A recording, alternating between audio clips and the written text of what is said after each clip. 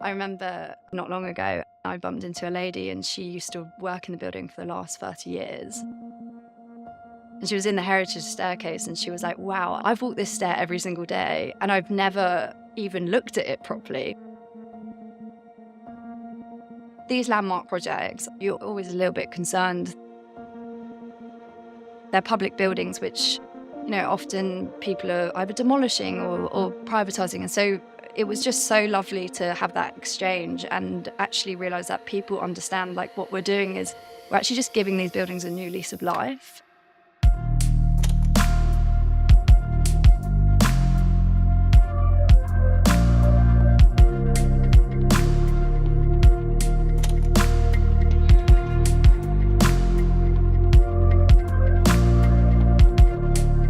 I'm Michelle Evans. I'm a partner at Make Architects. I'm the lead architect on Capella Sydney, and I've been working on it for the last 7.5, 8 years.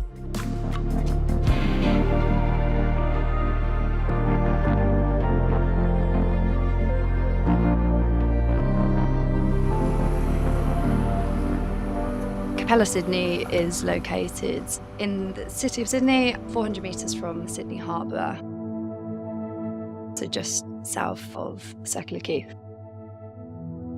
It's the former Department of Education building, which is part of what we call the Sandstone Precinct.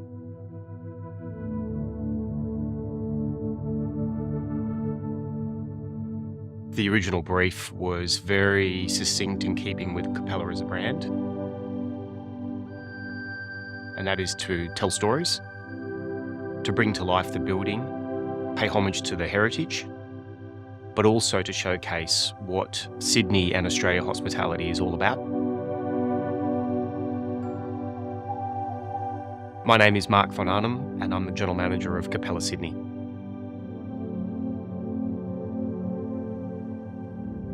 We were tasked with trying to set a new benchmark for hospitality in Australia. These buildings were designed at a time where, we needed to essentially adapt them. Trying to do that in a beautiful and integrated in a completely seamless manner was a real challenge. When you're converting an old building that was originally always designed in 1912 to be a government building and then transforming that into a hotel, the collaboration and the working together is exceptionally important.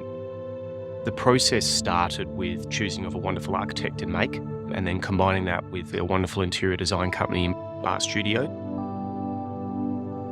So another kind of key challenge for us is everyone's sort of looking down on us as a building.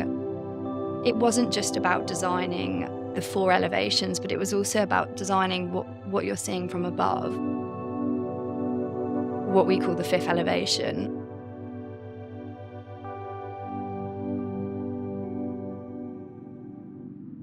Starting outside of the building, you make your way into Farrer Place, which is part of the development as well, which is the public square that sits in front. Your journey, whether that's as a guest or as a member of the public, kind of starts there. When you're coming in, you're journeying through the original kind of architecture and the original interiors. We've taken the original directory boards that were part of the building, and we've restored those directory boards with this beautiful brass surrounds. And then we've added in some amazing Judy Watson pieces to that. So, the marrying of the original elements in the building to new wonderful artworks that are very much a part of our storytelling within the building.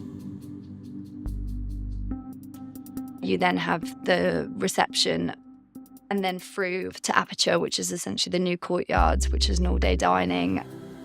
And we have the public artwork there as well. The whole of the ground floor plane is very much of public use. Anchoring the 2 southern corners of the building, you have the new McRae Bar. Also Brasserie 1930, which is the new restaurant for the building. And then as you move up through the upper levels of the building, in the original sandstone facade, we've got 192 guest rooms in total. And then 4 new levels of new buildings. So essentially smaller guest rooms which sit in the heritage facade. And then as you go up, the kind of scale and feel of the rooms changes, where you then get the floor to ceiling new glass. And with that, you get the larger kind of wider suites.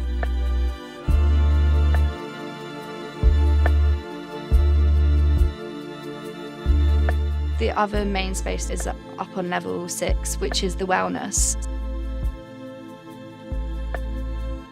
Probably one of the most complex parts of the job in terms of its transformation.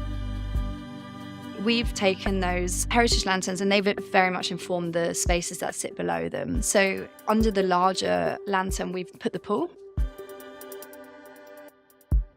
And then under the smaller lanterns, we have located the spa treatment rooms.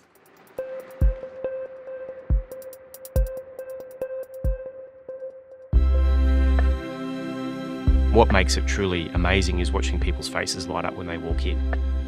People being able to walk past this building for a very long time, not knowing what was in here, and then coming into the building and seeing it transformed into what it is now is basically all the joy that you need. I guess what I love is that it's so complex, but it's just kind of simple in lots of ways, which is kind of what we want to achieve.